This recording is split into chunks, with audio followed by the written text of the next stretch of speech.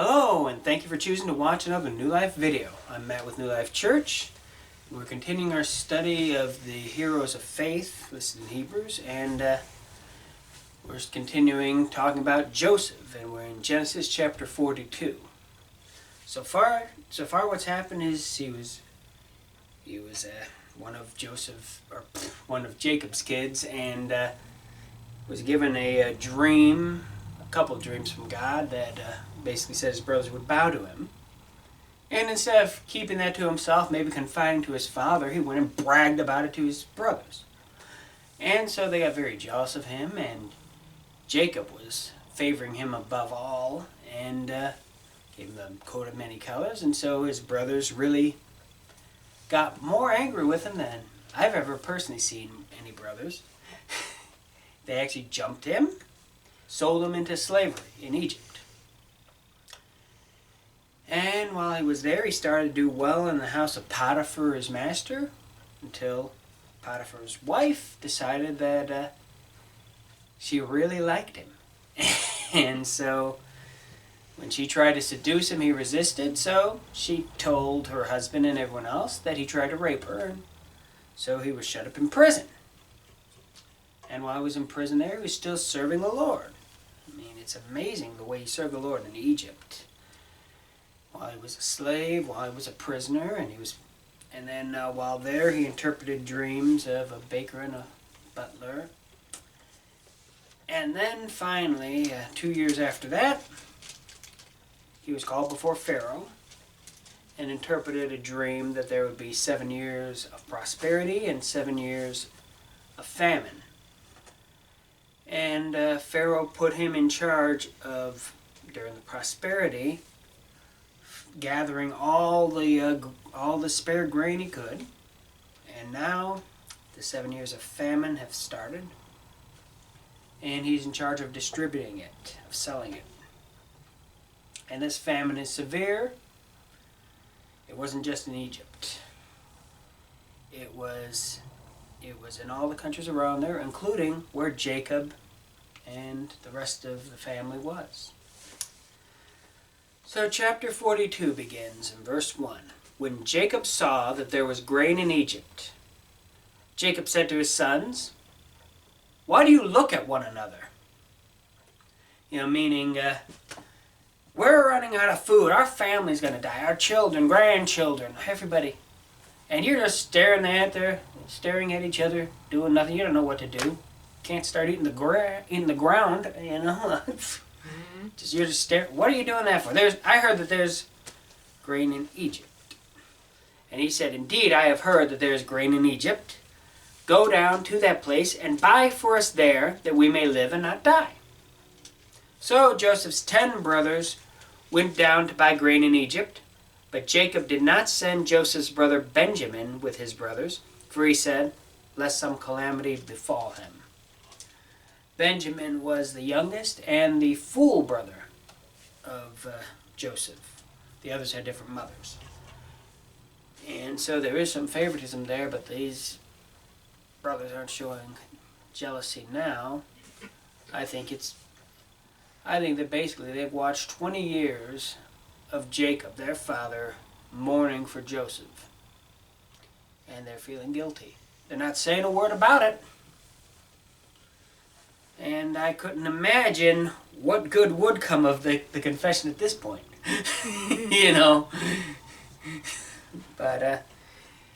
But since Jacob doesn't want the same kind of thing what he thought happened, which was some animal got Joseph, he doesn't want something like that to happen to Benjamin. So, verse 5, and the sons of Israel went to buy grain among those who journeyed, for the famine was in the land of Canaan.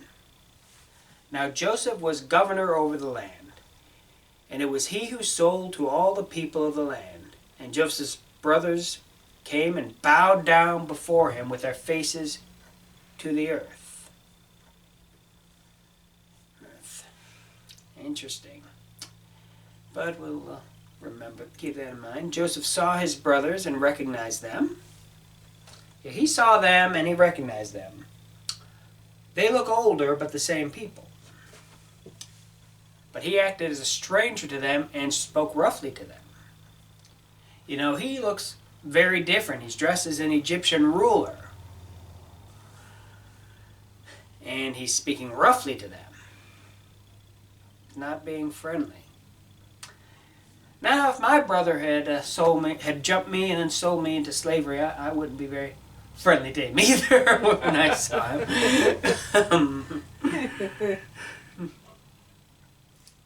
Then he said to them, "Where do you come from?" I mean, we'll find out later he's actually speaking through an interpreter. But then he doesn't understand them.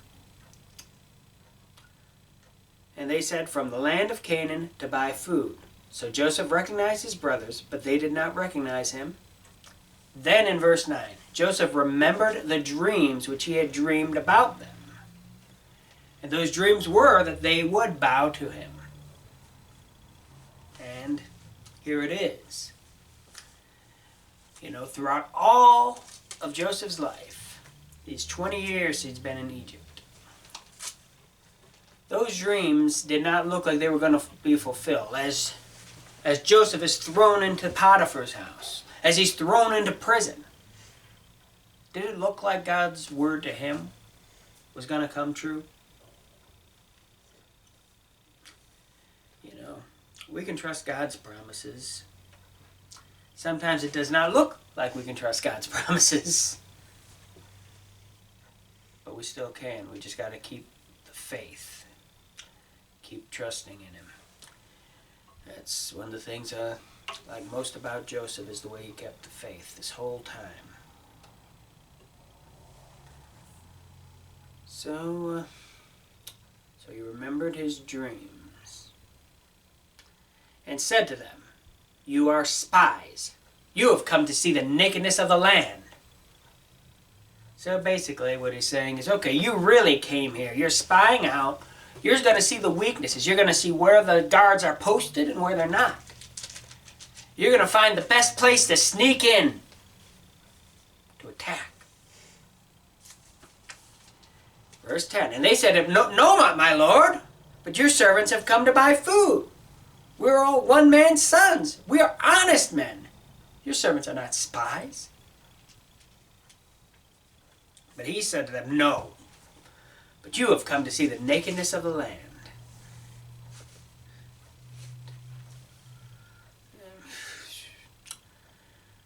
So he's accusing them of being spies, and they can see he has the authority to have them executed on the spot. He could snap his finger, guard will come up and just chop their heads right off, and he wouldn't even have to answer for that. They don't know it's their brother. So they've got good reason to be terrified. Verse 13, and they said, "Your servants are 12 brothers, the sons of one man in the land of Canaan. In fact, the youngest is with our father today, and one is no more."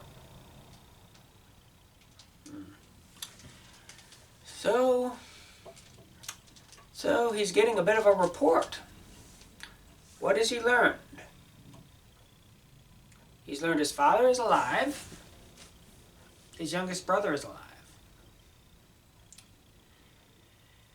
And that he's considered dead by them, and he can figure that out too, but he has a lot of self-restraint to not reveal himself here.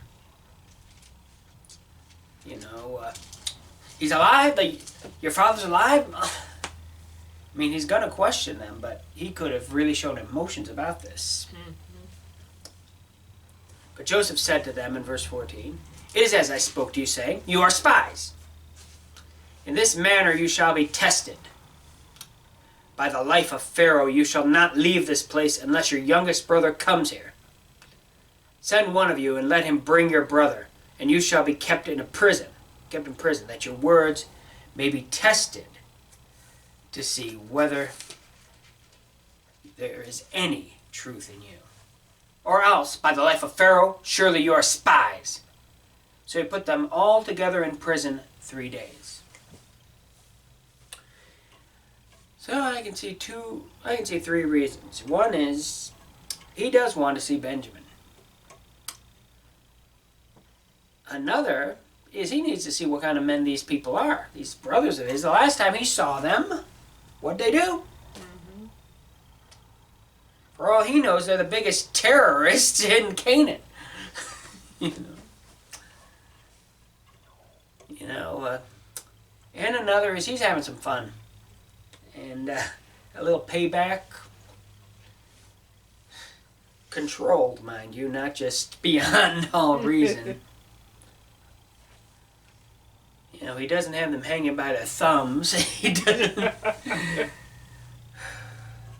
I can only imagine what I would do in his position. I'd like to think I really wouldn't do the stuff that goes through my mind thinking about that. So they're in prison 3 days. Verse 18. Then Joseph said to them the third day, do this and live, for I fear God. If you are honest men, let one of your brothers be confined to your prison house, but you go and carry grain for the famine of your houses, and bring your youngest brother to me, so your words will be verified, and you shall not die. So he's kind of, what he's acting like is, okay, look, if it is true, this stuff you're saying about families and all that, I wouldn't want to be responsible for them all dying of hunger. Right. So, okay, most of you can go home, take this stuff, but you better bring back, but one of you is going to stay, and you're not going to get that guy back until you bring your youngest brother.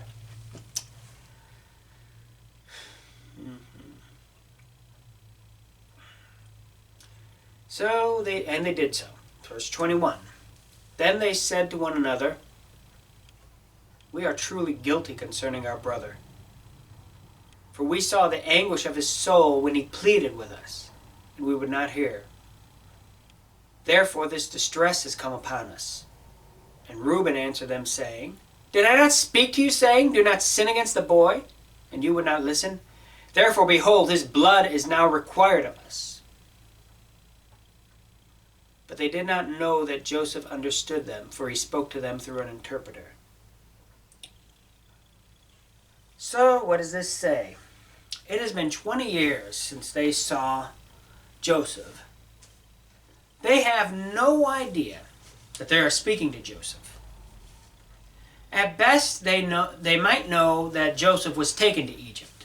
So possibly that could have Joseph a little bit on their mind.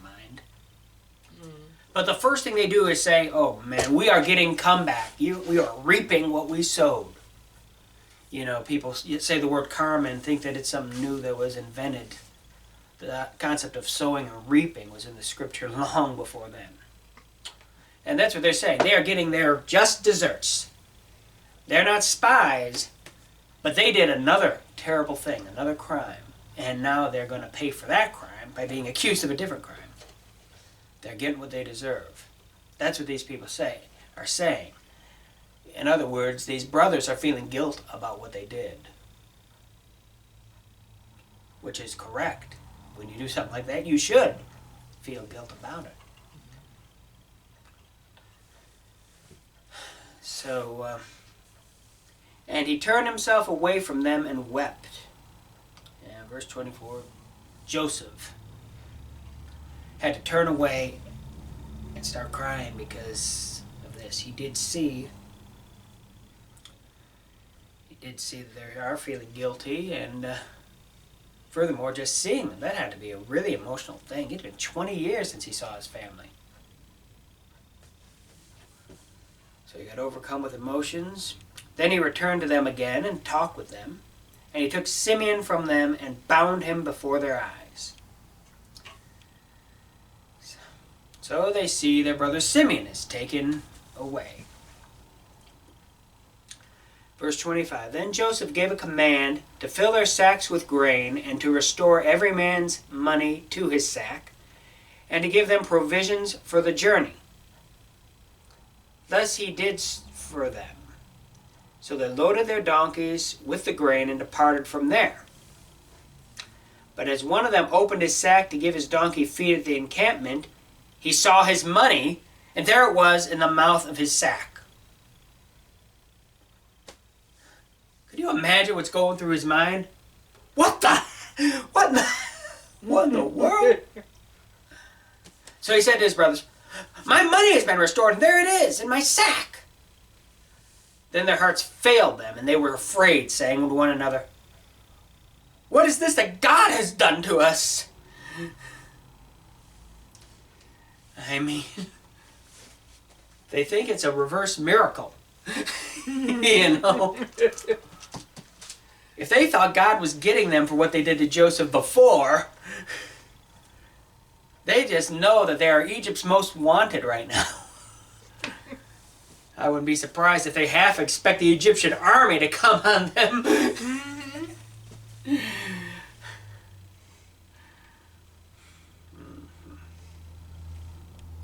So verse 29. Then they went to Jacob their father in the land of Canaan, and told him all that had happened to them, saying, "The man who is Lord of the land spoke roughly to us, and took us for spies of the country. But we said to him, 'We are honest men, we are not spies. We are 12 brothers, sons of our father. One is no more, and the youngest is with our father this day in the land of Canaan.' Then the man, the Lord of the country, said to us, 'By this I will know that you are honest men. Leave one of your brothers here with me, take food for the famine of your households, and be gone, and bring your youngest brother to me, so I shall know that you are not spies, but that you are honest men. I will grant your brother to you, that you may trade in the land.' Then it happened as they emptied their sacks, that surprisingly each man's bundle of money was in his sack. And when they and their father saw the bundles of money, they were afraid." Yeah, they were very afraid. "And Jacob their father said to them, 'You have bereaved me. Joseph is no more. Simeon is no more. And you want to take Benjamin. All these things are against me.'" Talk about seeing the bright side of things, huh? Yeah. Jacob is a miserable pessimist at this point. They told him that Simeon is just in a prison, and that they can get him back if they just bring Benjamin. But he decided Simeon's dead too. Excuse me. So he's just accepted that Simeon is gone. Talk about favoritism, really. I mean, I feel sorry for all that he's been through, but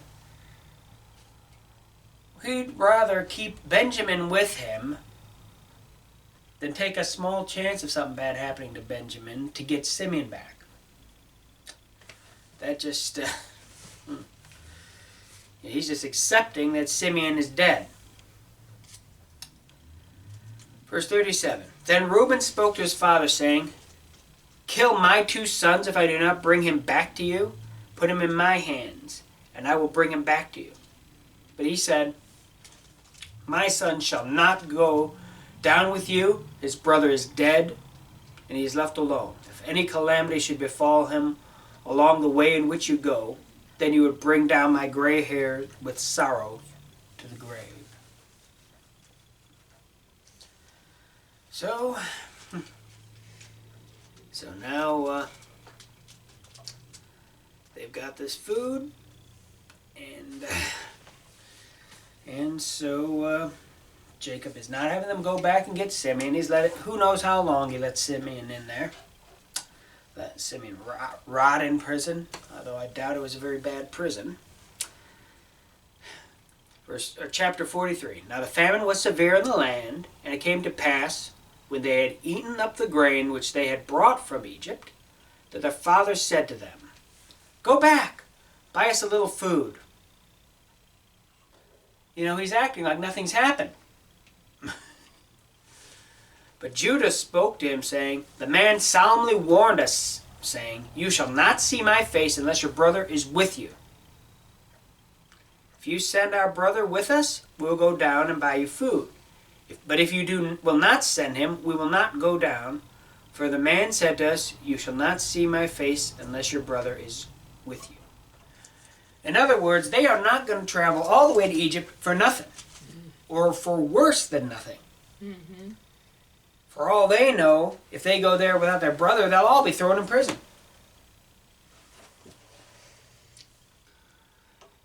Verse 6, and Israel said, why did you deal so wrongfully with me as to tell the man whether you had still another brother?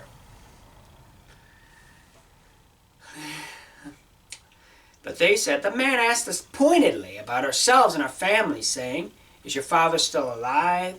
Have you another brother? And we told him according to these words. Could we possibly have known that he would say, bring your brother down? And I do agree that they had no reason to think he would do that. Then Judas said to Israel his father, send the lad with me, and we will arise and go, that we may live and not die, both we and you, and also our little ones. I myself will be surety for him. From your hand you shall require him. If I do not bring him back to you and set him before you, then let me bear the blame forever. For if we had not lingered, surely by now we would have returned the second time. Verse 11, and their father Israel said to them, if it must be so, then do this. Take some of the best fruits of the land in your vessels and carry a present for the man. A little balm and a little honey, spices and myrrh, pistachio nuts and almonds. Take double money in your hand. Take back in your hand the money that was returned in the mouth of your sacks. Perhaps it was an oversight. Take your brother also and arise and go back to the man. And may God Almighty give you mercy before the man, that he may release your other brother and Benjamin. If I am bereaved, I am bereaved. So he basically felt this way. He's going to starve to death if they don't get food. He and the whole family, his grandchildren, they're all, so he's still a pessimist, but he just realized there is nothing else that can be done. It's not like anyone else has all the food stored up. It was Joseph who was saving everything. He didn't know it was Joseph, obviously, but the food is in Egypt. That's it.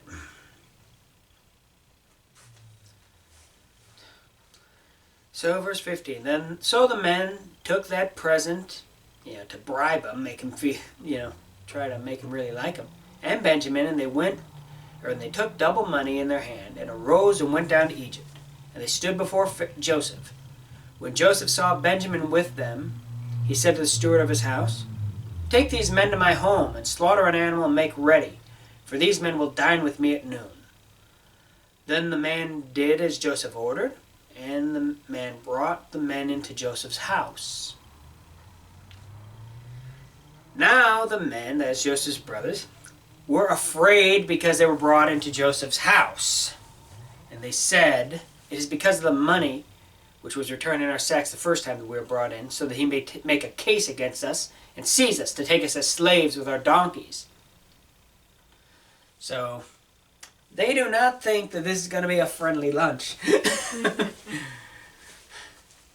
The other shoe is about to drop. They are in a mess, they think. They think they are about to become slaves. They think Joseph's even after their donkeys.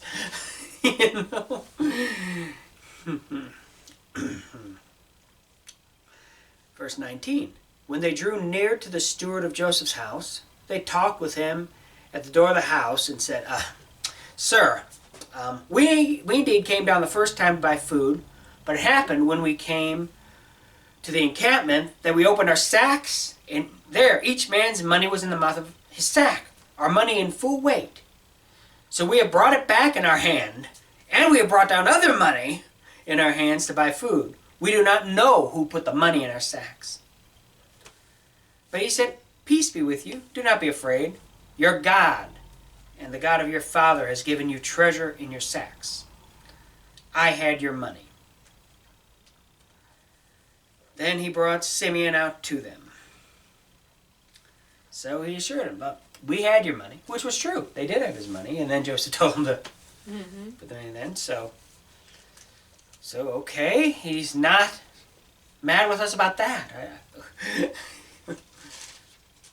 So the man brought the men into Joseph's house and gave them water, and they washed their feet and he gave their donkeys feed, Skipped over, I bet they were very relieved to see Simeon. He didn't look like he'd been beaten every day, probably. Yeah. So he has the donkeys taken care of. Then they made the present ready for Joseph's coming at noon, for they heard that they would eat bread there. So they get ready with this present. So when Joseph came home, they brought him the present which was in their hand into the house and bowed down before him to the earth. This wasn't some little... Yeah. No, this is prostrating themselves. Then he asked them about their well-being and said, "Is your father well, the old man of whom you spoke? Is he still alive?" Obviously, the real reason is he wants to know, And they answered, "Your servant, our father, is in good health, and he is still alive." And they bowed their heads down and prostrated themselves. So they're yet again bowing. Then he lifted his eyes and saw his brother Benjamin, his mother's son, and said, "Is this your younger brother of whom you spoke to me?" And he said, "God be gracious to you, my son." I mean, could you imagine? From the reading of this whole thing, it seems like Benjamin was still a boy at the time that Joseph was sold into slavery. Mm-hmm. And it's been 20 years, so you know what boys do in 20 years' time? They grow up. So he's seeing his brother Benjamin looking very different. Mm-hmm. So, now his heart yearned, in verse 30. His heart yearned for his brother. So Joseph made haste and sought somewhere to weep. Then he went into his chamber and wept there. I mean, this has got to be incredibly emotional for him, seeing them. And he just has to get away, get his composure back.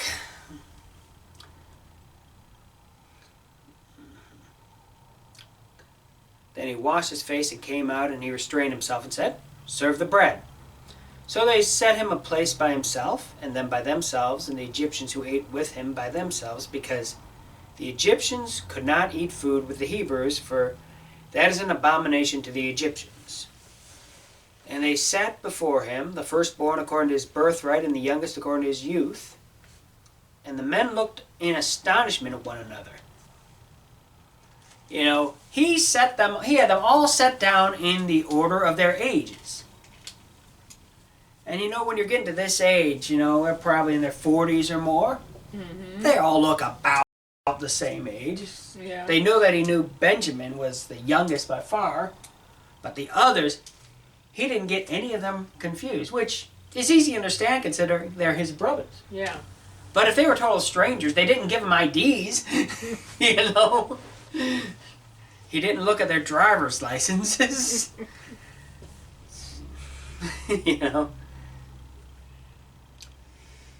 And the men looked out in astonishment at one another. Then he took servings for them from before him. But Benjamin's serving was 5 times as much as any of theirs. So they drank and were merry with him. It looks like we're running out of time, so we'll have to continue this next time. We'll continue with chapter 44, but what do you learn here? Few things to learn is you look at Joseph's brothers. What is their attitude now as compared to back when they jumped him and sold him to slavery? They're repentant about what they did. They feel guilty. And when bad things happen, they think they're getting what they deserve. That God is rewarding them for their evil. And you see Joseph. Yeah, he's having some fun with them, having a little bit of payback. But he's not having the kind of revenge that most people would have.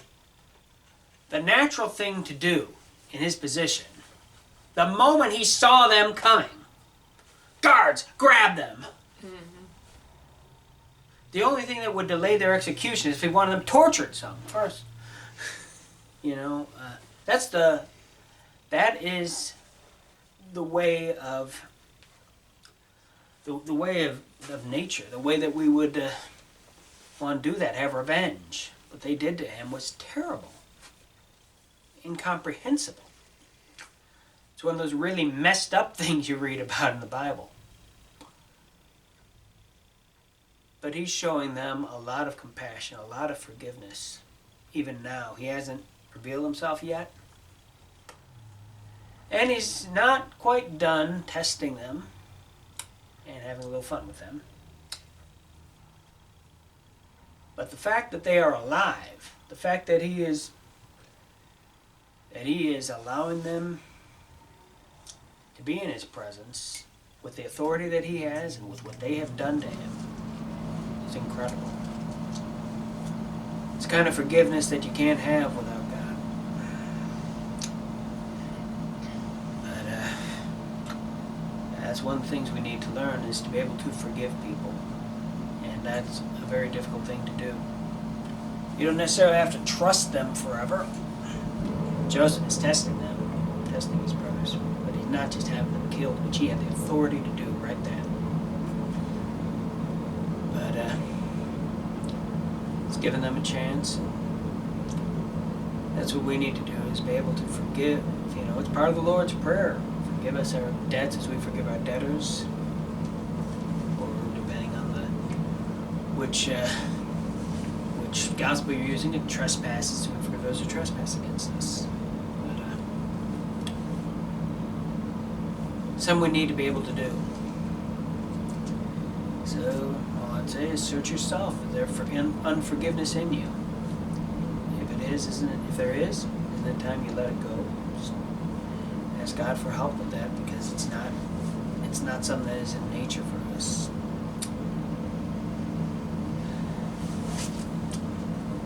So until next time, just think about it. If you have any comments or questions, if you want to talk, there are ways to contact us. We'd be glad to hear from you. We'd be thrilled to.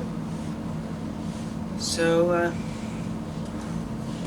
until next time, go with God.